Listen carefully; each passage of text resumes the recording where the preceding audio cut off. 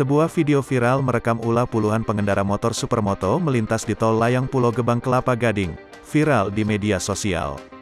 Dalam video tampak rombongan pengendara supermoto memacu kendaraan hingga menutup seluruh akses jalan tol dari arah Cakung, Jakarta Timur menuju Kelapa Gading, Jakarta Utara. Supri, warga Kecamatan Cakung, Jakarta Timur mengatakan peristiwa di video tersebut terjadi pada Sabtu, tanggal 26 Februari tahun 2022, sekira pukul 3 waktu Indonesia Barat. Para pengendara motor supermoto nekat melintas meski pada akses masuk di Pulau Gebang terpampang pemberitahuan bahwa jalan tol hanya untuk kendaraan roda 4 atau lebih.